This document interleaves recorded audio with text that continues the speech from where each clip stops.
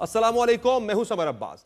क्या मुल्क की सियासत एक मरतबा फिर से मुफाहमत से मुजाहमत की तरफ बढ़ रही है? कल से शुरू होने वाला हफ्ता सियासी और कानूनी एतबार से इंतहाई अहम होगा। हुकूमत और तहरीक इंसाफ के दरमियान जो मुज़ाकरात शुरू हुए थे वो डीरेल नहीं तो डेडलॉक का शिकार जरूर हो गए हैं, जिसके बाद तहरीक इंसाफ ने नई सियासी हिकमत अमली के लिए अपोजिशन को यकजा करने का मिशन शुरू कर दिया है, जबकि कानूनी महाज पर भी हुकूमत का घेराव करने के लिए 26वीं आईनी तरमीम के खिलाफ तबले जंग बजा दिया है और कल से सुप्रीम कोर्ट ने इस मुतालिक समातों का आगाज करना है। इसके अलावा कल ही सुप्रीम कोर्ट में बेंचेस इख्तियारात से मुतालिक एडिशनल रजिस्ट्रार तौहीन अदालत केस का फैसला भी सुनाया जाएगा। अगर पहले सियासी माहौल की बात की जाए तो हुकूमत और पीटीआई वो दो मुतहारिफ फरीकैन बन चुके हैं जिन्होंने एक बार फिर टेबल पर आने के बजाय टेबल से जाने पर एक दूसरे को निशाना बनाना शुरू कर दिया है। उधर इन दोनों को मुज़ाकराती मेज पर बिठाने वाले स्पीकर अयाज सादिक हैं, जिन्होंने अपने तय तो एक बार फिर पीटीआई और हुकूमत को बिठाने के लिए 28 जनवरी की तारीख तय कर डाली है, जिस पर हुकूमत तो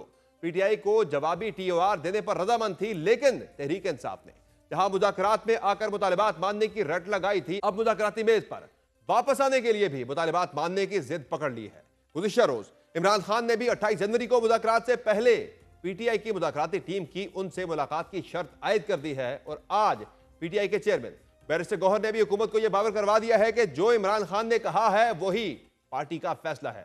चेयरमैन बैरिस्टर गौहर का कहना था कि मुज़ाकरात के आगाज में हुकूमत ने ताखीर की, कमीशन की तश्कील में भी ताखीर की, पीटीआई का फैसला वही है जो बानी पीटीआई का है। अब भी हुकूमत संजीदा है तो एक भी मस्बत कदम उठाए बानी से बात करेंगे। उनका कहना था 7 दिन खत्म होने के बाद मुज़ाकराती अमल बाज़ाब्ता खत्म हो चुका है, हुकूमत चाहे तो कमीशन का ऐलान कर दे, इसके बाद हम देखेंगे। हुकूमत कमीशन के टीओआर पर बैठने का कहे तो उस पर बानी पीटीआई से बात करेंगे।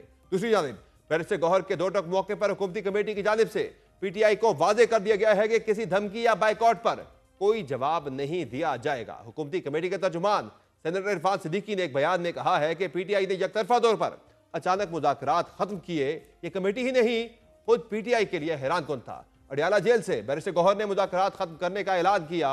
सेनेटर इरफान सिद्दीकी का मजीद कहना था कि बैरिस्टर गौहर ने कहा कि बानी पीटीआई ने दो टोक अल्फाज में कहा है कि मुज़ाकरात की गुंजाइश खत्म हो चुकी है। शाम को यह जवाब पेश किया कि साहबजादा हामिद रजा के घर पर पुलिस गिरफ्तारी के लिए गई। साहबजादा हामिद रजा ने मुज़ाकरात पर एब्सोल्युटली नॉट के अल्फाज इस्तेमाल किए।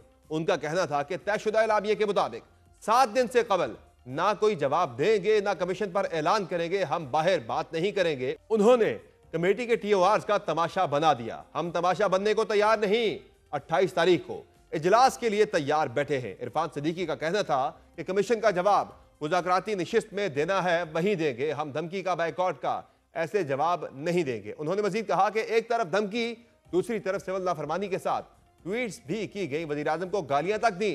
हम 28 जनवरी से पहले कोई जवाब नहीं दे सकते। अब ऐसे माहौल में पीटीआई और हुकूमत के दरमियान मुज़ाकरात के आगाज का इम्कान घट रहा है तो सियासी माहौल में मजीद इंतशार बढ़ रहा है, जिसका निशाना वज़ीर दाखिला मोहसिन नकवी का दौरा अमरीका भी बन चुका है, जहां उनकी मुलाकातें हो या फिर मुख्तलिफ तकारीब में शिरकत, इस सब पर सोशल मीडिया पर तूफान बरपा है, जहां उनके दौरे पर भरपूर तनकीद की जा रही है। गुज़िश्ता रोज भी जब मोहसिन नकवी ने अमरीका में एक तकरीब में शिरकत की तो उसको चीन मुखालिफ तकरीब का नाम दे दिया गया, जिसके जवाब में आज मोहसिन नकवी ने भी खबरदार किया है कि सियासत करें लेकिन मुल्क को नुकसान न पहुंचाए। बिल्कुल प्रोपेगेंडा है। किसी किस्म का कोई एंटी चाइनीज स्टेट की किसी फंक्शन में ना मैंने अटेंड किया ना मैं गया हूँ। एक गंगस्टर्स का एक फंक्शन था जो मैंने अटेंड किया, जिसको इन्होंने मंसूब किया कि जी वो एंटी चाइना फंक्शन था, और इस तरह का प्रोपेगेंडा जितने करने कोई फ़र्क नहीं पड़ता। बहुत ज़्यादा पाकिस्तान के खिलाफ पॉइजन किया जा रहा है, जो मेरे ख्याल में मैं इसको मुल्क दुश्मनी कहूँगा कि आप सियासत करें, ज़रूर करें, आपका हक है करना, लेकिन इस हद तक ना जाएं कि जहाँ पे पाकिस्तान का नुकसान है। दूसरी जानिब तहरीक इंसाफ हुकूमत के खिलाफ नई सियासी महाजराई के लिए भी पर तोड़ रही है और इस मुतालिक अपोजिशन का नया ग्रैंड अलायंस तश्कील दिया जा रहा है। चुका है on the floor of the house, जो है आपने वाइब्रेंट तरीके से प्रोटेस्ट जारी रखनी है। एक ग्रैंड अलायंस, हम असर, हम आवाज लोग जो है, जो प्रो डेमोक्रेसी है, ह्यूमन राइट्स के हवाले से, रूल ऑफ लॉ के हवाले से, सिविलियन के मिलिट्री ट्रायल्स के हवाले से, जो एक ही आवाज रखते हैं, एक ही सोच रखते हैं, हम उन्हें बिल्कुल आवाज देंगे। दिलचस्प बात यह है कि हुकूमत और तहरीक इंसाफ अवामी या मुल्की मुफाद में तो एक दूसरे की हिमायत को किसी सूरत तैयार नहीं है, लेकिन जाती मुफाद में ये दोनों फरीकैन यकजा दो कालब हो चुके हैं। इस मुतालिक अहम पेशरफ उस वक्त हुई जब अरकान पार्लियामेंट की तनख्वाहों और मरात में 140% तक के होशरुबा इजाफे की मंजूरी दे दी गई। तफसीलात के मुताबिक कौमी असम्बली फनास कमेटी ने अरकान पार्लियामेंट की तनख्वाह और मरात वफाकी सेक्रेटरी के मुताबिक करने की मंजूरी दे दी। स्पीकर अयाद सादिक की सरबराही में कौमी असम्बली की फनास कमेटी ने मुतफ़िका मंजूरी देते हुए सेनेट और कौमी असम्बली के अरकान की तनख्वाहों में 140% इजाफे की सिफारिशात वज़ीर-ए-आज़म को भिजवा दी है। रिपोर्ट के मुताबिक MNA और सेनेटर की तनख्वाह और मरात 5,19,000 मुकर्रर करने की मंजूरी दी गई है। इस वक्त रुकने पार्लियामेंट की तनख्वाह 2,18,000 रुपए है। तनख्वाहों और मरात के मामले पर पीपल्स पार्टी और नून लीग समेत दीगर जमातें हम आवाज हैं। दिलचस्प तौर पर इस मुतालिक PTI के 67 अरकान ने भी तनख्वाहों में इजाफे का तहरीरी मुतालबा किया था। पार्लिमानी ज़राए का कहना है कि अरकान पार्लियामेंट ने तनख्वाह 10 लाख रुपए माहाना का मुतालबा किया था, लेकिन स्पीकर कौमी असम्बली ने यह मुतालबा मुस्तरद कर दिया। स्पीकर की सरबराही में होने वाले इजलास का कोई एलामिया जारी नहीं किया गया। इन तमाम मामलों पर तफसीली गुफ्तगू करेंगे। प्रोग्राम में हमें ज्वाइन किया है हुकूमती मुज़ाकराती कमेटी के तर्जुमान सेनेटर इरफान सिद्दीकी ने, जबकि आगे चल के हम फवाद चौधरी के साथ भी गुफ्तगू करेंगे कि क्या अब माहौल जो है सियासी वो मुफाहमत से मुज़ामत की तरफ बढ़ रहा है। बहुत शुक्रिया इरफान सिद्दीकी साहब, आपने ज्वाइन किया प्रोग्राम में। सर ये बताएगा कि आज बैरिस्टर गौहर साहब का तो ये कहना है कि मुज़ाकरात जो है वो अब खत्म हो गए हैं, बाज़ाब्ता तौर पर खत्म हो गए हैं 7 दिन मुकम्मल होने के बाद। तो क्या आप भी हुकूमती कमेटी के, चूंकि आप तर्जुमान भी हैं, तो आप भी इसे ऑफिशियली आप मानते हैं कि मुज़ाकरात जो हैं वो आज बाज़ाब्ता तौर पर खत्म हो गए हैं 7 दिन मुकम्मल होने के बाद? बहुत शुक्रिया समर। हकीकत ये है कि जो जो थर्ड मीटिंग के बाद हमारा एलामिया जारी हुआ था, मेरा जी चाहता है कि मैं कल उसको फिर से प्रेस के सामने ले आऊं। उसके अंदर बड़ा कैटेगरिकली कहा गया था 7 वर्किंग डेज। 7 वर्किंग डेज का मतलब, और इस पे ये नहीं था कि वो लिख दिया गया था, इस पे हमारी बहस हुई थी, मुकालमा हुआ था। उनकी ख्वाहिश थी कि 7 दिन, हमने कहा जी कि नहीं, इसको हमें खासा बड़ा काम करना पड़ेगा, आपके भारी भरकम मुतालबात हैं, तो हमें टाइम दे दें और 7 वर्किंग डेज़ रख लें। तो उन्होंने एग्री कर लिया। हमने 7 वर्किंग डेज़ का लफ्ज़ डाल लिया एलामिया के ऊपर, जो दोनों पार्टियों की तस्दीक और दस्तखतों के बाद जारी हो गया। अब 23 तारीख को इन्होंने यकतरफा तौर पर अली गौर साहब ने ऐलान कर दिया, अडयाला जेल से निकलकर गाड़ी में बैठते हुए, कि जी बानी ने कह दिया है मुज़ाकरात ख़त्म कर दो। हालांकि ये 7 वर्किंग डेज़ 28 को ख़त्म होने हैं। तो पहले 23 को ऐलान आया, उसके बाद फिर शाम को एक और चीज़ आ गई जी कि कोई पुलिस रेड हुआ है हामिद रज़ा ख़ान साहब के डेरे पे। उसके बाद दलाइल आते रहे। अभी मैं थोड़ी देर पहले गुफ्तगू सुन के आया हूँ किसी चैनल पे वकास अकरम साहब की, वो भी यही कह रहे हैं जी कि कैटेगरिकली हमारे जो मुज़ाकरात का सिलसिला है वो ख़त्म हो गया है।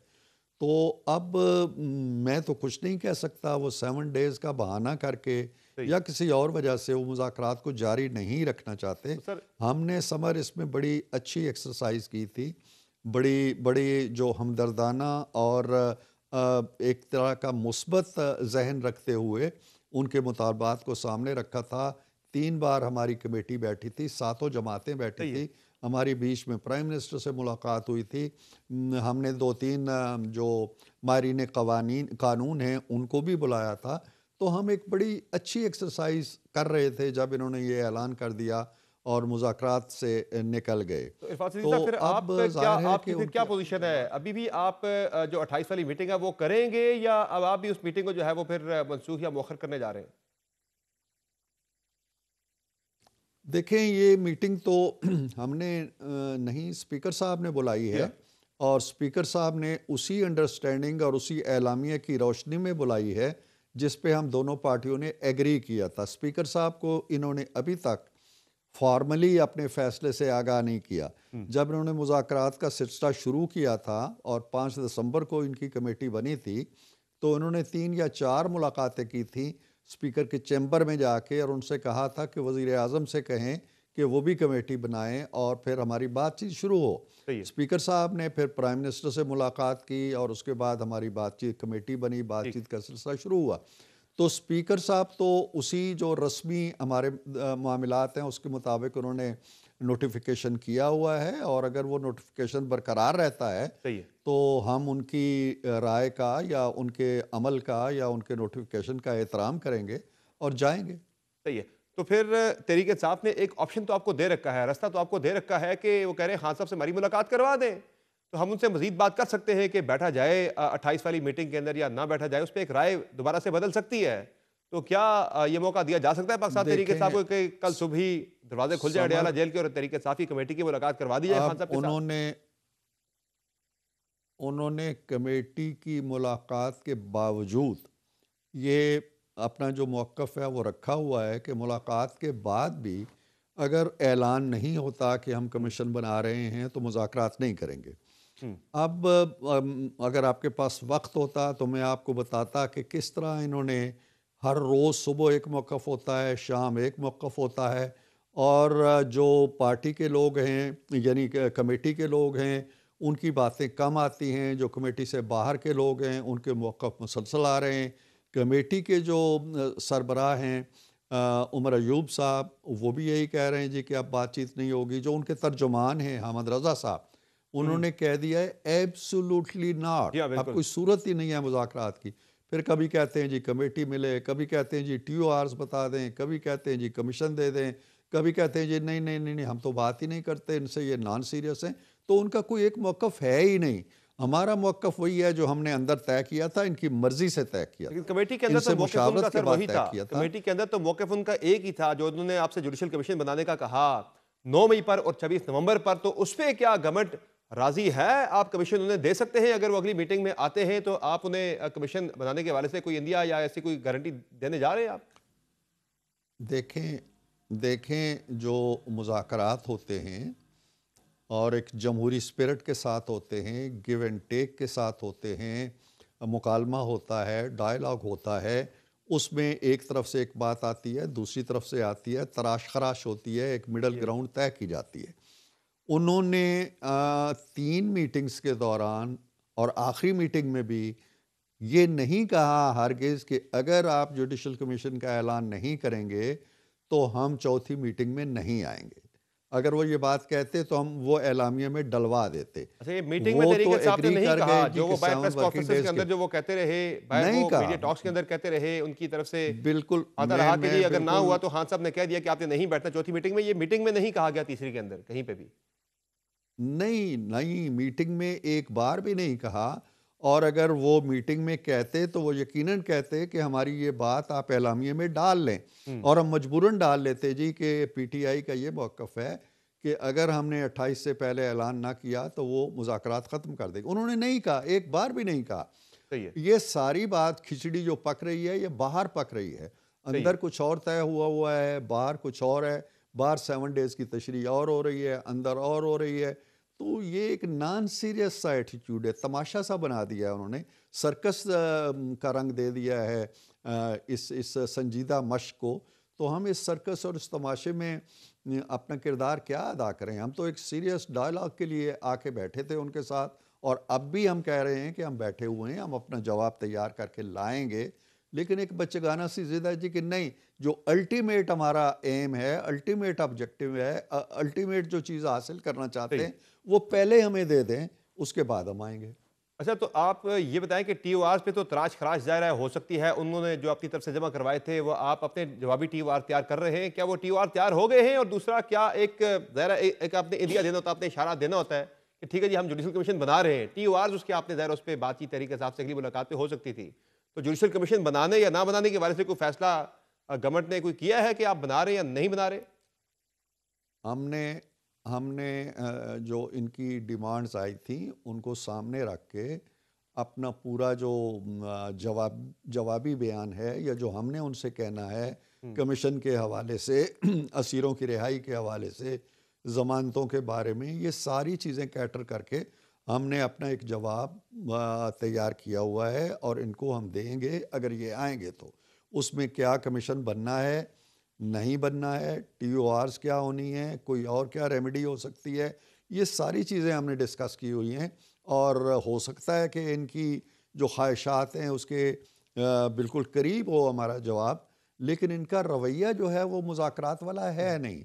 मैंने जो पहले भी किसी चैनल में कहा है ना कि ये जमात दरअसल मुज़ाकरात के लिए बनी नहीं है, ये D चौक के लिए बनी है, ये पेट्रोल बमों के लिए बनी है, ये 9 मई के लिए बनी है।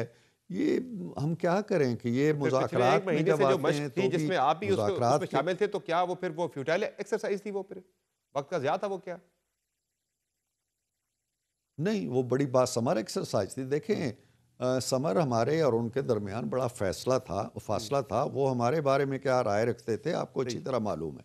हमें किन नामों से पुकारते थे आपको अच्छी तरह मालूम है। हम भी उनके बारे में क्या कहते रहते थे आपको अच्छी तरह मालूम है। तो दूरियों के बावजूद, फासलों के बावजूद उन्होंने पहल की। हम तो कहते रहते थे, सही। वो कहते थे जी हमने इनसे नहीं मिलना, सही है। हम उनसे मिलेंगे जिनके पास इख्तियार है, ये बेइख्तियार हैं, ये कठपुतली सही है। है। तो बिलाखिर सारे हरबे इख्तियार करके या उन दरवाज़ों से महरूम होके वो कठपुतलियों के पास आए। अब कठपुतलियों की बात अगर आपने नहीं सुननी और नहीं उनसे मुज़ाकरा करना या वो आपकी हैसियत से कमतर हैं, तो आपने ये सिलसिला शुरू क्यों किया था? अगर इरफान किया सिद्दीकी था तो साहब, इसको किसी मंतकी अंजाम तक आने तो दें। ये बताएं इरफान सिद्दीकी साहब कि जो तहरीक इंसाफ कहती है कि इस हुकूमत के पास ज़ाहिर है जो यानी कि इस अमल से वो बाहर आ गए, काफ़ी सारे उन्होंने आपके ऊपर चार्जशीट भी किया कि वो साहबजादा हामिद रजा साहब वाला वाक़या हो गया। वो कह रहे हैं कि ये हमारी जो है वो प्रोडक्शन ऑर्डर नहीं जारी कर सके एजाज चौधरी साहब के, ये हमारी मुलाकात नहीं करवा सकते, इनके पास कुछ है नहीं है। क्या आपको और जुडिशल कमीशन पर भी तहरीक इंसाफ कह रही है कि ये नहीं ऐलान कर सके उसका कि हम बनाएंगे नहीं बनाएंगे, हम तो इनसे पूछते रहे। तो क्या आपको यही वजूहात नजर आती हैं तहरीक इंसाफ के इस अमल से बाहर निकलने की, चूंकि आप इसका प्रोसेस का हिस्सा रहे हैं, या आपको वजूहात इसे कुछ और लगती हैं कि वजह कुछ और है? मुझे उनकी सारी बातों में कोई जवाज़ नज़र नहीं आता। समर मैं आपको बताऊं कि हमने ये सारी चीज़ें फोरसी की थी। हम मुज़ाकराती अमल से गुज़रते रहे हैं।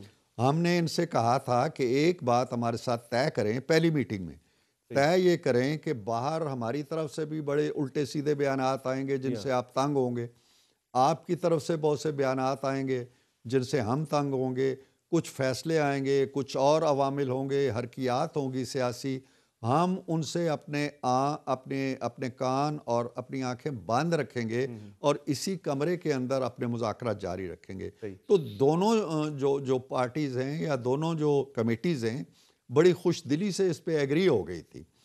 अब इसके बाद इन्होंने वो मुआहदा भी तोड़ा जो हमारे साथ किया था। अब देखें सही। हमने बहाना नहीं बनाया कि खान साहब क्यों नाफरमानी की काल दे रहे हैं, सिविल नाफरमानी की क्यों तरसीलाते ज़र को रोक रहे हैं। हमने नहीं कहा कि पहले वो रोकें फिर मुज़ाकरात शुरू करें। हम कह सकते थे, हमने नहीं कहा, हमने नाम भी नहीं लिया, हमने रिक्वेस्ट भी नहीं की कि उनसे कहें छोड़ दे।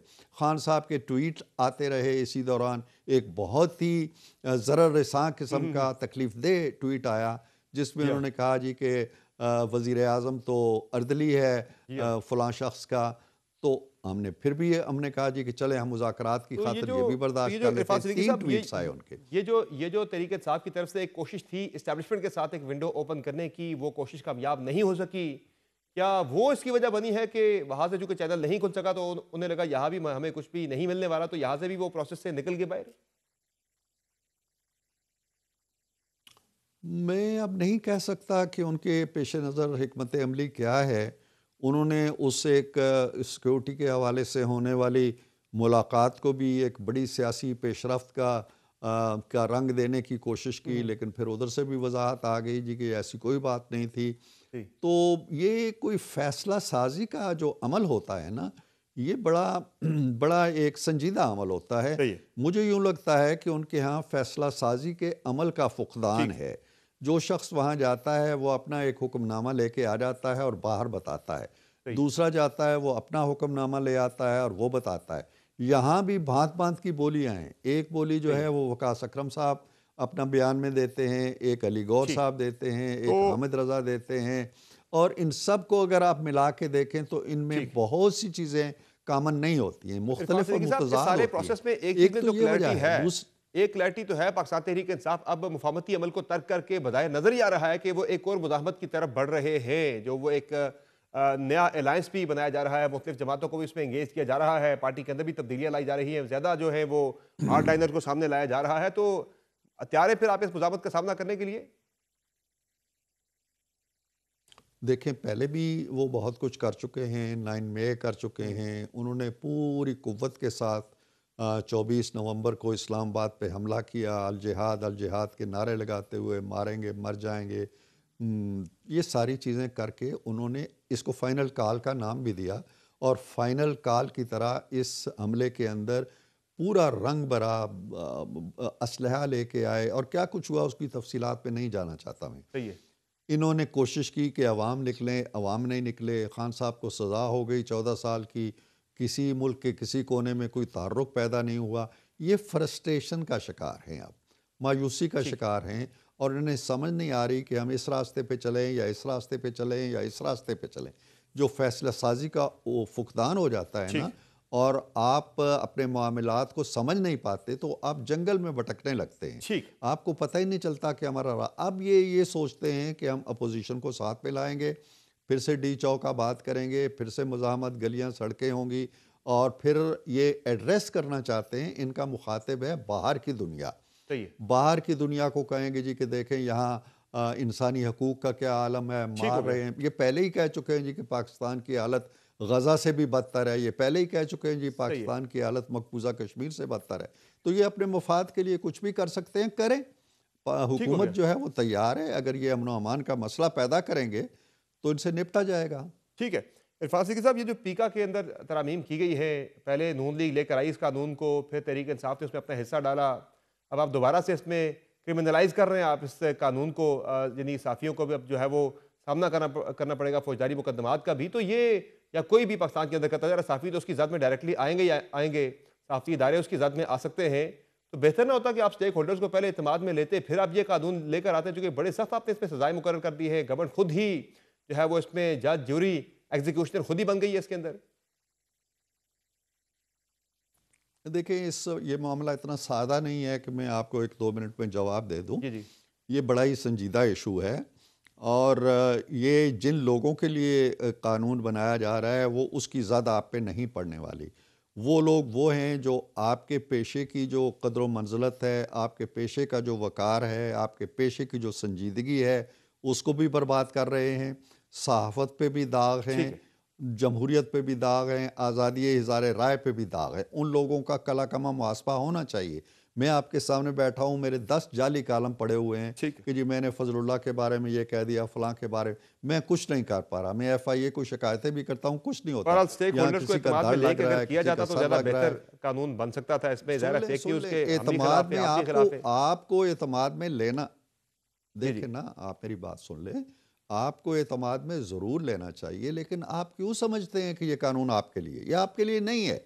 ये आपके उन लोगों के लिए है जो आपका लिबादा ओढ़कर, वो जैसे ऐसे ही है जैसे एक मामूली टीका लगाने वाला जो कंपाउंडर होता है, वो डॉक्टर बन के MBBS डॉक्टर के एक दुकान खोल नहीं की गई, कानून के अंदर कहीं मेंशन नहीं किया गया, जर्नलिस्ट की डेफिनेशन वहां पे नहीं की गई, बताया नहीं गया कि कौन इसकी जद में आएंगे, एग्जैक्टली उसमें डिटेल्स इतना उसमें बाइफरकेट नहीं किया गया। इसके बारे में कल बड़ी तफसीली मीटिंग हुई है, CPNE जो आपकी तंजीमें है, PNS सारे, तो मैं भी था उस मीटिंग में, वज़ीर इत्तलात भी थे।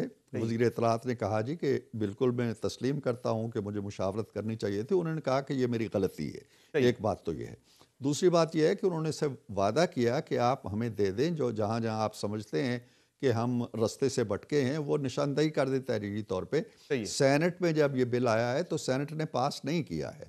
सेनेट में हम सब ने मशवरा करके इसे स्टैंडिंग कमेटी के पास भेज दिया है। कल सुबह 10 बजे इजलास है स्टैंडिंग कमेटी का, तो उसमें अगर कोई कमी बेशी है तो निकल जाएगी। हमारा मकसद हरगिज़ नहीं है कि आप लोगों को इसके अंदर लाया जाए। आप जी तो इसमें आप मुतमईन रहें। बहुत शुक्रिया इरफान सिद्दीकी साहब, आपने ज्वाइन किया प्रोग्राम में। नाज़रीन, आपने गुफ्तगू मुलाहिज़ा की सेनेटर इरफान सिद्दीकी साहब की, जिनका कहना है कि पाकिस्तान तहरीक इंसाफ मुज़ाकरात के अमल को लेकर संजीदा दिखाई नहीं दे रही, इसीलिए बाहर बयानात और हैं, कमेटी के अंदर बयानात कुछ और दिए जा रहे थे।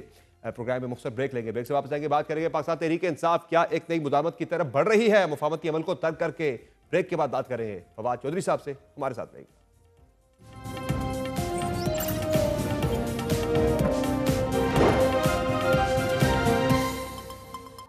Welcome back. नाज़रीन, पाकिस्तान तहरीक इंसाफ की तरफ से मुज़ाकरात का अमल तो मुअत्तल कर दिया गया है, मुज़ाकरात का बायकॉट कर दिया गया है, और अब पाकिस्तान तहरीक इंसाफ बज़ाहिर एक नई मुदाहमत की तरफ बढ़ रही है, उसकी तैयारी हो रही है। जो खान साहब ने पार्टी के अंदर भी फील्डिंग तब्दील की है, अली बिन गंडापुर की जगह पर जुनैद अकबर खान को PTI KP का प्रेसिडेंट बना दिया गया है। पंजाब के अंदर भी तब्दीलियों की बात हो रही है, मरकज के अंदर भी पार्टी तंजीम के अंदर तब्दीलियों की बात हो रही है। क्या तहरीक इंसाफ एक नई मुदाहमत की तरफ बढ़ रही है, और नई हिकमत अमली जो है क्या ये कारगर साबित होगी? बात करेंगे। हमारे साथ मौजूद हैं फवाद चौधरी साहब, पाकिस्तान तहरीक इंसाफ को बहुत ज़्यादा बेहतर इनसे कोई नहीं जानता। पीटीआई का हिस्सा रहे हैं, अब भी ही क्लेम्स के he is part of the PTI, और आने वाले दिनों में इनके बारे में भी चल रहा है कि शायद इन्हें भी कोई नई जिम्मेदारी तहरीक इंसाफ के अंदर दे दी जाए। बहुत शुक्रिया फवाद चौधरी साहब, आपने ज्वाइन किया प्रोग्राम में। ये बताएगा कि पाकिस्तान तहरीक इंसाफ की तरफ से गुज़िश्ता रोज़ एकतरफा ही मुज़ाकराती कमेटी के बाइकआउट का ऐलान कर दिया गया। आज बैरिस्टर गौर साहब ने भी कहा है कि मुज़ाकरात ऑफिशियली खत्म हो गए हैं। तो मंडे को तो गवर्नमेंट जो है वो अपना जवाब लेकर आ रही थी कमेटी के अंदर, मीटिंग भी कल बुला रखी है स्पीकर साहब ने, तो एक दिन मजीद इंतजार नहीं कर लेना चाहिए था पीटीआई को? सर बात यह है कि इंतजार भी किया जा सकता था, लेकिन तासुर ये जा रहा है कि अगर एक हुकूमती कमेटी जिसमें डिप्टी प्राइम मिनिस्टर शामिल है, जिसमें स्पीकर नेशनल असेंबली शामिल है और बड़े ताकतवर एडवाइजर शामिल हैं, वो एक मुलाकात अरेंज नहीं करवा सकते जेल में। उसके बाद दो वाकयात ने और भी मेरा ख्याल है कि इसमें कंट्रीब्यूट किया है। एक तो जो चेयरमैन सेनेट हैं उन्होंने प्रोटेक्शन ऑर्डर जारी किए एजाज चौधरी साहब के, और एक सुप्रीडेंट जेल ने उस प्रोटेक्शन ऑर्डर्स के ऊपर अमल दरामद करने से इनकार कर दिया। उसके बाद जो हामिद रजा साहब के घर के ऊपर छापा मारा गया। फिर देखें इस वक्त 1300 से ज्यादा लोग जो हैं वो गिरफ्तार हैं, और खान साहब के पास जब लोग जाते हैं वो बताते हैं कि उनको किस बुरी हालत में रखा गया है, किस तरह उन पर तशद्दुद किया गया है। सो इस वक्त मैं आपसे प्रोग्राम में पहले भी मैंने कहा था कि इतने हाई टेम्परेचर में बातचीत तो नहीं हो सकती। So government committee has actually failed कि वो टेम्परेचर नीचे ला सकें एक्चुअली। और दूसरा, पहली बात तो सच्ची बात ये है कि एस्टैब्लिशमेंट और हुकूमत को आपस में एक बातचीत करके ये तय करना है कि वो कितनी स्पेस दे सकते हैं इमरान खान को। इसका तो कोई फायदा नहीं है कि नशिस्तन गुफ्तम और बर्खास्तन का तो कोई फायदा नहीं ना। लेकिन चीजें आगे तो बढ़ रही थी फवाद चौधरी साहब। टीओआर पाकिस्तान तहरीक इंसाफ ने दिए, हुकूमत ने भी एक ज़ैली कमेटी बना दी वजीर कानून के मातहत के जो टीओआर का जवाब तैयार करेगी, और वो टीओआर तकरीबन तैयार भी हो चुके हैं गवर्नमेंट के। तो मंडे को आके उस पर बात हो सकती थी, और ये मुज़ाकराती अमल ने ऐसा नहीं कि रिजल्ट बिल्कुल नहीं दिए। मुज़ाकरात हुए पाकिस्तान तहरीक इंसाफ और गवर्नमेंट के दरमियान शुरू। पिछले 8-10 महीने से जो पीएससी का मामला लटका हुआ था वो भी अपने इंजाम को पहुंच गया, और पाकिस्तान तहरीक इंसाफ के ही जुनैद अकबर साहब पीएससी के चेयरमैन बन गए, और नून लीग ने उनके नून लीग के ही प्रपोजर सेकेंडर थे उनके जो है नॉमिनेशन के लिए। ये जो पीएससी का मामला उसका तो खैर मुज़ाकरा से कोई ताल्लुक नहीं, वो तो पीटीआई ने 1 साल जाया किया। हुकूमत ये पहले कह रही थी कि वो जो थी कमेटी वो तो पीटीआई की ही थी। वो सिर्फ ये कह रही थी कि आप एक आदमी का नाम ना भेजें, आप 4 लोगों का नाम भेजें। वो तो खामखा एक पीटीआई की जो इंटरनल पॉलिटिक्स है उसकी वजह से ये मामला जो है वो खराब हुआ ना, उसका इससे कोई ताल्लुक नहीं हो गया। दूसरा जो ये मामला है इसमें तो मैंने भी आपको वाकयात बताए ना कि देखिए ये तो नहीं हो सकता ना कि मैं और आप तो बड़ा हंसी खुशी रहते रहे और जो लोग हमारे साथ हैं उनके साथ इस तरह का सलूक हो रहा हो, तो फिर देखे ना वो भी तो प्रेशर है ना, वो भी तो लेना है। अब भी मेरा ख्याल है कि जो एक और मेरे नजर में जो इसमें गलती है वो ये है कि इसकी जो डायरेक्ट मुज़ाकरात है उनका इतना फायदा नहीं होना था। इसमें 12 मौलाना फजलुर रहमान, महमूद अचकज़ई साहब जैसे जो लोग हैं उनको शामिल करना होगा। और अगर आप एक चाहते हैं कि एक मुज़ाकरात हो, फिर इसका थोड़ा जो असल एजेंडा है वो तो ये है ना कि पाकिस्तान में इंसानी हकूक जो सस्पेंड है उनको बहाल किया जाए, और हमारे आइन का जो इंसानी हकूक का चैप्टर है उसको हम कैसे बहाल करें। असल तो पाकिस्तान के अवाम के लिए अहमियत का अमल वो चीज़ है तो उसको भी शामिल किया जाए। तो फवाद साहब, अब जो पाकिस्तान तहरीक इंसाफ की हिकमत अमली दिखाई दे रही है वो बज़ाहिर मुफाहमत के बजाय फिर से मुज़ाहमत की तरफ बढ़ रहे हैं, और पार्टी के अंदर भी जो तब्दीलियाँ की गई हैं, खैबर पख्तूनख्वा की तंजीम के अंदर अली मीन गन्नापुर की जगह पर जुनैद अकबर को बनाया गया है पीटीआई केपी का प्रेसिडेंट। सेंटर में पंजाब के अंदर भी कुछ मजीद तंजीमी तब्दीलियों की बात हो रही है। तो ये सारा क्या मामला इसी से कनेक्टेड है जो आप नई मुज़ाहमत की खान साहब तैयारी कर रहे हैं क्या? हाँ नहीं, स्ट्रीट पावर की तरफ वापस जाएंगे, और उम्मीद यह है कि इस बार ये ज़रा वाइड होगी, इसमें और जमातें भी शामिल होंगी, और जो एक ग्रैंड पॉलिटिकल अलायंस बनाने की तरफ जो बढ़ रही है पार्टी उसको बना के, और फिर मेरा ये ख्याल है कि मार्च तक जो है वो डी चौक दोबारा मंजिल होगी। क्योंकि देखें अगर मामलात हल होते मुज़ाकरात से और टेम्परेचर नीचे आ जाता, चीज़ें बेहतर हो जाती तो और बात थी, लेकिन जिस किस्म का इस वक्त हालात चल रहे हैं और जिसमें हम देख रहे हैं कि अनफॉर्चुनेटली हुकूमत की सर के उनकी तो कोई उस वक्त उनका कोई लग ही नहीं रहा कि कोई मुख्तियार है, लेकिन इसलिए अल्टीमेटली स्ट्रीट पावर की तरफ। लेकिन फवाद साहब, स्ट्रीट पावर की तरफ ही अगर आती है पाकिस्तान तहरीक इंसाफ तो शायद उससे अकेले ही सड़कों पर निकलना पड़ेगा, क्योंकि मौलाना फजलुर रहमान तो पीटीआई के साथ सड़कों पर कभी नहीं निकलेंगे। जमात इस्लामी को भी शक का इज़हार रहा है तहरीक इंसाफ के हवाले से कि ये हमें इस्तेमाल कर जाते हैं। फिर शायद हकान अब्बासी साहब भी कह चुके हैं कि हम सड़कों पर इनके साथ नहीं निकलेंगे, बाकी आईनी जो हमारी इनकी जो जद है उसमें हम मिलकर एक करेंगे। तो सड़कों पे तो कोई भी निकलने को तैयार नहीं है, वो शायद तरीके साहब को खुद ही निकलना पड़े शायद। नहीं, ऐसा नहीं है। देखिए, शायद खकान अब्बास साहब तो ज़ाहिर है कि उनकी तो कोई स्ट्रीट पावर नहीं है। हम्म। लेकिन जो स्ट्रीट पावर है, वो असल में पाकिस्तान में 3 ही ग्रुप्स हैं जिनके पास स्ट्रीट पावर है। एक पीटीआई है, जेयूआई है और वुकला है। और इन तीनों को इकट्ठा करके निकलने में ही असल फ़ायदा है। हम्म। और तेज़ी से मामलात उधर ही जा रहे हैं जब वुकला, पीटीआई और जेयूआई को इकट्ठा होना पड़ेगा, क्योंकि इसके अलावा हुकूमत किसी तौर के ऊपर भी जो है वो नहीं आ रही किसी इंसानी हकूक के मामला जिस जो जुडिशरी का जो हशर हो गया आपके सामने। सो अल्टीमेटली ये वुकला ने, पीटीआई ने और जेयूआई को अपना कंधा देना पड़ेगा पाकिस्तान के अवाम को, ताकि ये हकूक बहाल हो सके और आइन बहाल हो आपकी सके। भी मौलाना साहब से गपशप हुई थी, क्या वो रजामंद है तरीके साहब के साथ सड़कों पर निकलने के लिए? देखिए, अभी तो इसके ऊपर बात नहीं हुई कि सड़कों पर ही तो शुरू नहीं करते, लेकिन उनसे जो नए चीफ इलेक्शन कमिश्नर को लेके जो मेंबरान की तकर्री होनी है, उसको लेके उनके ऊपर जो है वो बातचीत हुई है। और इसके साथ-साथ एक जो अगला जो ग्रैंड अलायंस है, वो मौलाना अपने हम्म। पास एक इनफॉर्मल मीटिंग करेंगे, जिसमें वो तमाम सियासी जमातों को मदऊ करेंगे और एक बड़ा सियासी एजेंडा जो है वो तश्कील पाएगा, जो कि ग्रैंड अपोजिशन अलायंस की तरफ फिर जाएगा। तो फवाद साहब, ये जो खान साहब ने फील्डिंग चेंज की है अपनी केपी के अंदर जो है तंजीमी मामलात को लेकर, गडापुर साहब की जगह पर वो ले आए हैं जुनैद अकबर साहब को, इस तब्दीली पे क्या अगर आप मुजामत की तरफ बढ़ते हैं तो जाहिर है बहुत सारे रिसोर्सेज को लेकर बड़े मसाइल होते हैं। पहले गडापुर साहब खुद सीएम थे तो वो चीज़ों को मैनेज कर लिया करते थे। जुनैद अकबर साहब के बारे में एक ये भी राय है कि उनकी गडापुर साहब के साथ नहीं बनती, जिस तरह उन्हें हटाया गया था एमएनए के कोऑर्डिनेशन के जो है वो उससे कोऑर्डिनेशन से उन्हें हटाया गया था। तो उनकी तो एक बड़ी ओपन है कि वो आतिफ खान ग्रुप से उनका ताल्लुक है, उनकी गडापुर साहब से बनती नहीं है। तो ये मामलात मजीद खराब नहीं होंगे कल को? देखिए, बात ये है कि हुकूमत तो जो है वो पीटीआई की है। हम्म। और पीटीआई की हुकूमत जो भी होगी, हुकूमती वसाइल के ऊपर तो आप तरीके नहीं चलाते। हम्म। वो तो हुकूमत अपनी करेंगे। ये एक्चुअली तो इनको लाने का मकसद यही है। अभी पता चल जाएगा 8 फरवरी को, जो पहला अब पेशावर को मरकज़ बनाया गया है, हम्म। 8 फरवरी का ब्लैक डे मनाने के लिए, तो जुनैद अकबर वहाँ पे कैसा परफॉर्मेंस देते हैं।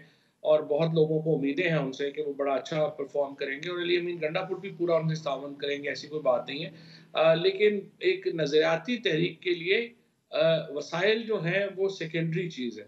पीटीआई इस वक़्त एक नज़रियाती तहरीक चलाना चाहती है सही। और देखते हैं कि इसमें पाकिस्तान के अवाम अपने हकूक़ के लिए निकलते हैं या नहीं निकलते। नहीं निकलते तो ऐसे ही चलेगा, इसमें क्या सही। है। तो फवाद साहब, ये जो तंजीमी तब्दीलियां हैं, ये ज़ाहिर है केपी के बाद पंजाब की बात भी की है खान साहब ने कि वहाँ पर भी तब्दीलियां होंगी, सेंटर के अंदर भी गालिबन तब्दीलियों की तरफ मामला जा रहा है। तो किस तरह की यहाँ पर भी जो है पार्टी के पुराने लॉयल फेसेस को सामने लाया जाएगा? पंजाब के अंदर भी ऐसा होगा? और आपके बारे में भी चल रहा है कि शायद आप भी कुछ तंजीमी सेटअप के अंदर आ रहे हैं फिर से?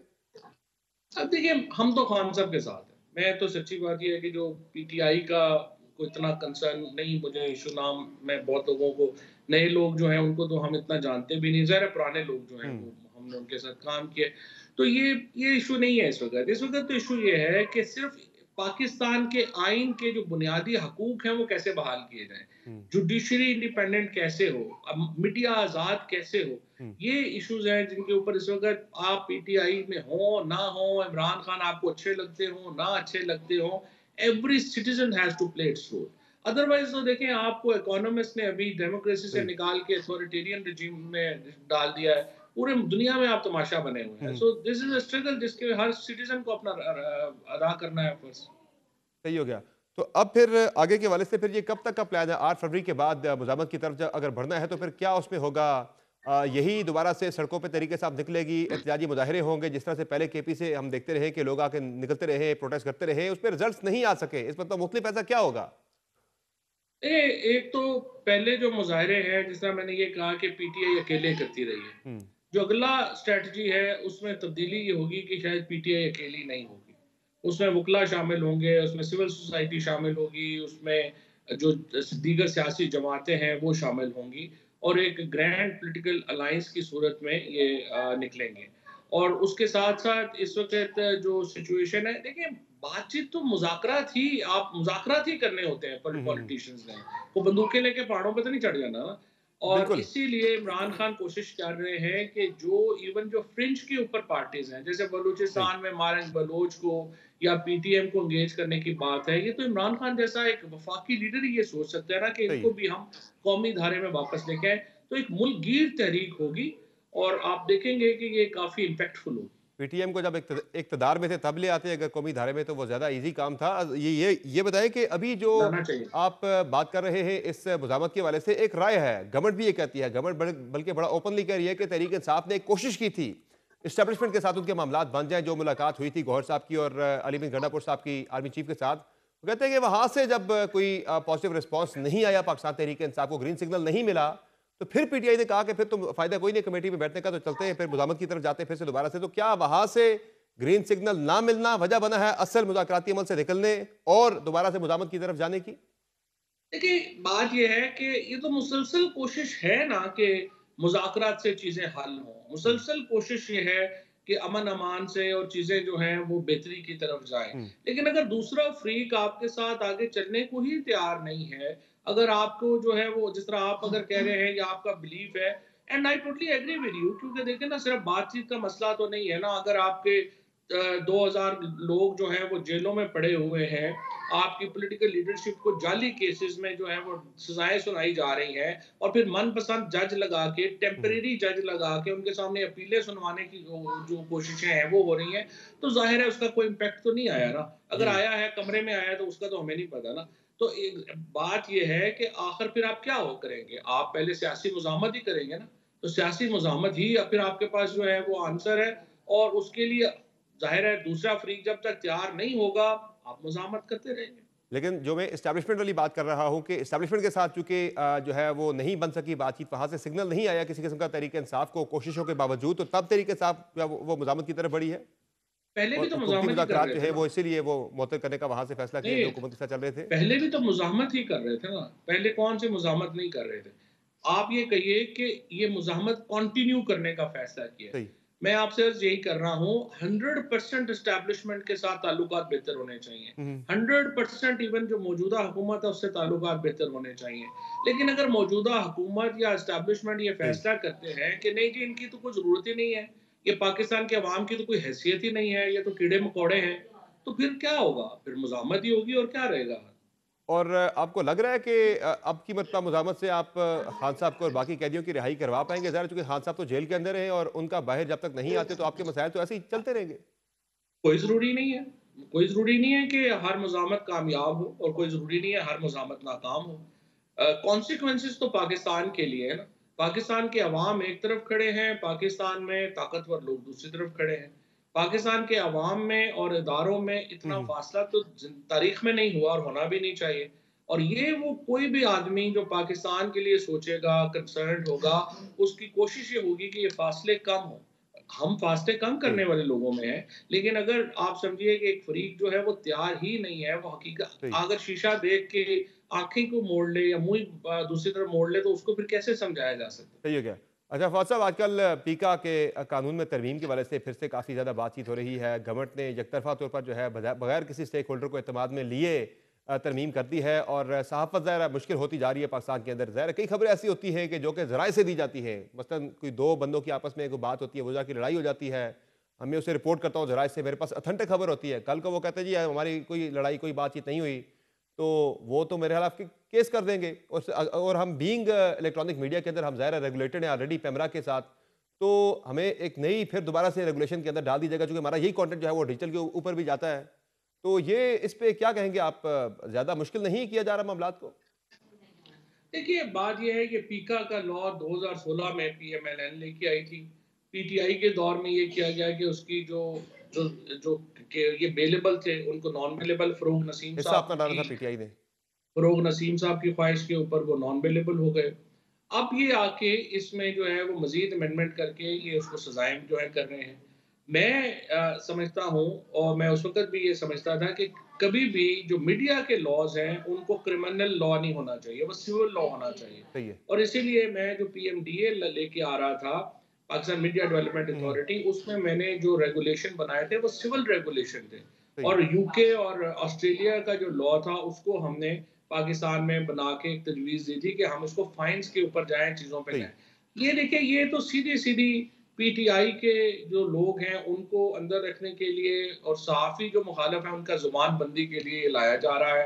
अभी ठीक है। आपने देखा ही जो पाकपतन में हुआ कि जी। एक आदमी ने ग्रुप में मरियम बीबी की कुछ शेयर कर दी, तो उसको उठा के जो है वो ले गए। ठीक ये है। इस वक़्त जो रजीम है पता नहीं घबराए हुए बहुत हैं। ठीक है, बहुत शुक्रिया फवाद चौधरी साहब, आपने ज्वाइन किया प्रोग्राम में। नाज़रीन आपको खूब मुलाहिज़ा कर रहे थे फवाद चौधरी साहब की, जिनका कहना है कि पाकिस्तान तहरीक इंसाफ अब फिर से मुफाहमत के अमल को तर्क करके मुदामत की तरफ बढ़ रही है और उसी की तैयारी में तहरीक इंसाफ के अंदर तंजीमी तब्दीलियाँ भी हो रही हैं और इत्तेहादों की जानब भी पाकिस्तान तहरीक इंसाफ बढ़ रही है। प्रोग्राम में मुख्तसर ब्रेक लेंगे, ब्रेक से वापस आएंगे, बात करेंगे कि आने वाले दिनों में अगला हफ्ता बड़ा अहम है, सियासी मंजरनामा क्या बनेगा, तस्दीक शामिल करेंगे। हमारे साथ रहिए।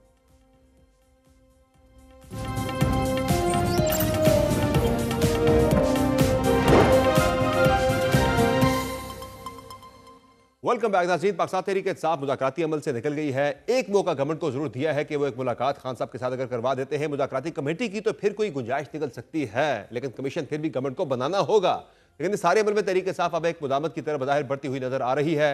ऐसे में कुछ अहम फैसले अदालतों की तरफ से भी आने हैं। इस आने वाले हफ्ते में बड़ा इंपॉर्टेंट हफ्ता है ये, सियासत के लिए भी और कानूनी एतबार से भी, जिसमें सबसे इंपॉर्टेंट जो है वो 26वीं आईनी तरमीम के खिलाफ जो पटिशन थी उस पर कल समाअत होने जा रही है। बात करेंगे, हमारे साथ प्रोग्राम में मौजूद हैं अतर काज़मी साहब, सीनियर साहब के तर्जकार हैं कि किस तरफ जाएंगे सियासी हालात। अतर काज़मी साहब बहुत शुक्रिया, आपने ज्वाइन किया प्रोग्राम में। ये बताएंगे जो तहरीक इंसाफ के अंदर तो काफ़ी तब्दीलियाँ देखने को मिल रही है, उनकी पॉलिसी के अंदर भी और तंजीमी सेटअप के अंदर भी, ये जो बज़ाहिर नज़र ही आ रहा है कि तहरीक इंसाफ एक नई मुज़ाहमत की तैयारी कर रही है, लग रहा है आपको कि इस मरतबा तहरीक इंसाफ कुछ मुख्तलिफ नताइज ला सकेगी या हालात कोई पहले वाले ही होंगे?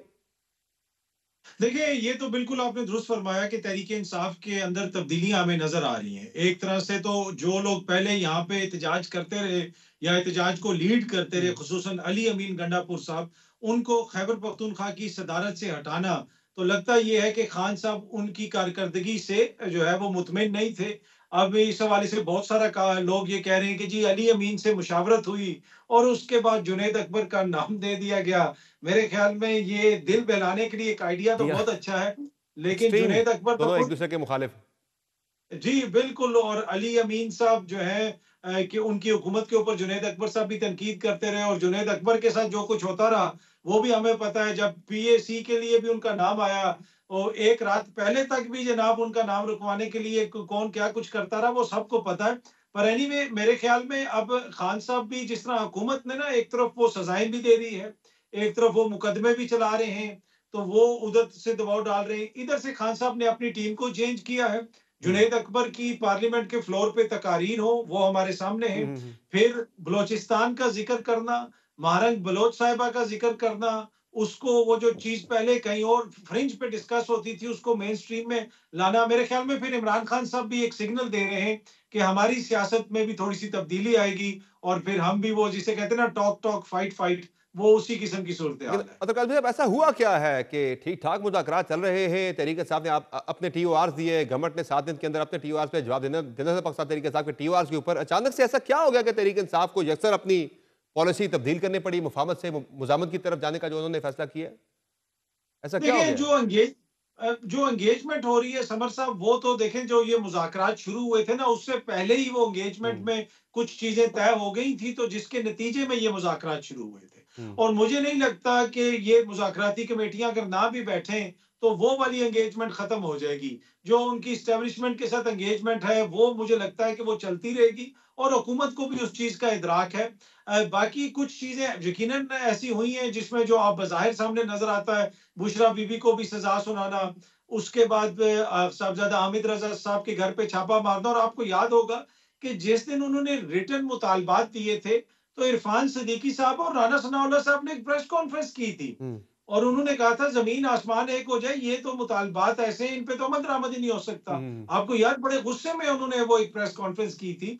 तो अब मुझे नहीं लग रहा कि हुकूमत भी इसके ऊपर राज़ी होगी और जिस किस्म का माहौल है तहरीक इंसाफ वाले भी। लेकिन मैं इसको मुज़ाकरात को जिस तरह लोग कह रहे हैं जी खत्म हो गए और ये हो गया हुँ, वो हो गया, ऐसी कोई बात नहीं है। मुज़ाकरात चल रहे हैं, जो मैटर करते हैं वो चल रहे हैं। अब उसका कोई नतीजा निकलेगा या नहीं निकलेगा, वो फिर आने वाला वक्त ही बताएगा। और जहां मुज़ाकरात चल रहे हैं वहां से भी तहरीक इंसाफ को कोई मंसूबत रिस्पॉन्स अपनी मर्जी मंशा के मुताबिक नहीं मिल सका, ग्रीन सिग्नल वहां से नहीं मिला, उसकी वजह से ये वाला मुज़ाकराती अमल भी मुतासर हुआ।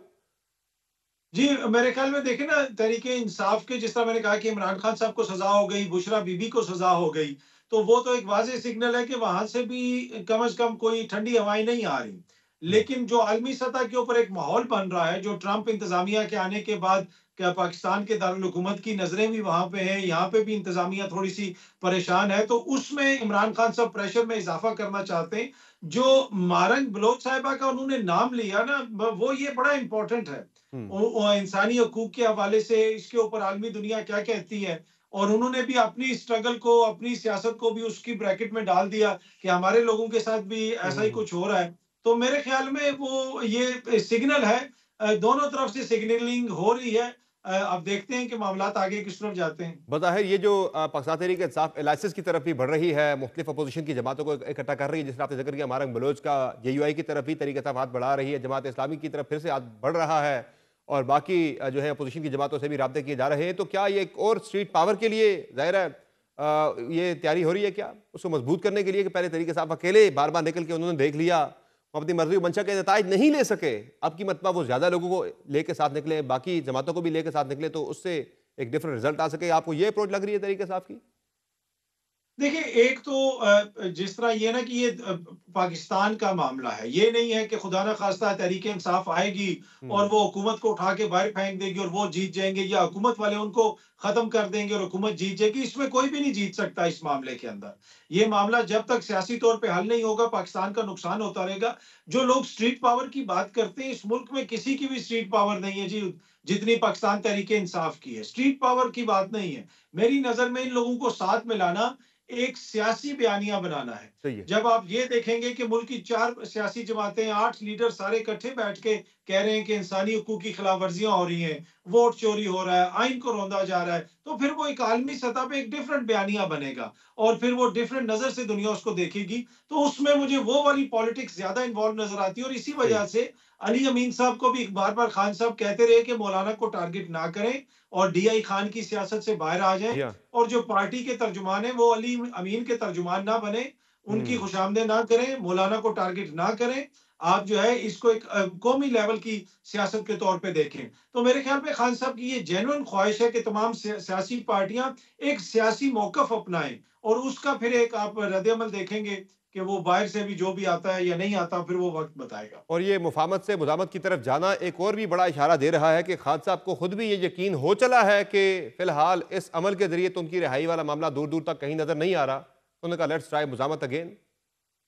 जी, बिल्कुल वाज़ेह तौर पे नज़र आ रहा है। अब आप देख लेना कि जो इस्लामाबाद हाई कोर्ट में 2 मोअज़्ज़िज़ जज साहिबान आए, अब कल एक मोअज़्ज़िज़ जज साहब के सामने इद्दत का केस लगा दिया गया है।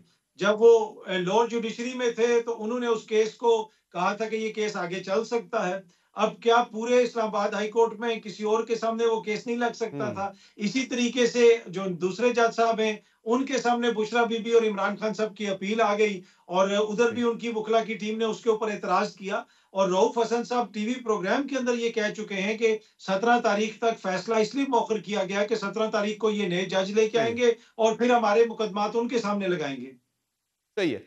बहुत शुक्रिया अतर काज़मी साहब, आपने प्रोग्राम में ज्वाइन किया। नाज़रीन, आप तज़िया मुलाज़ा कर रहे थे सीनियर सहाफ़ी तज़्ज़ियाकार अतर काज़मी का, जिन्होंने आने वाले दिनों में पाकिस्तानी सियासत किस तरफ बढ़ रही है, तहरीक इंसाफ एक और मुज़ाहमत की तरफ जा रही है, मुल्क में फिर से लगता है कि सियासी इंतशार शायद फिर से बढ़े, और जो सियासी इस्तेहकाम का ख्वाब देखा जा रहा था वो फ़िलहाल जो है वो शटर होता हुआ नज़र आ रहा है। प्रोग्राम में आज के इतना ही, इजाज़त दीजिए। अल्लाह हाफ़िज़।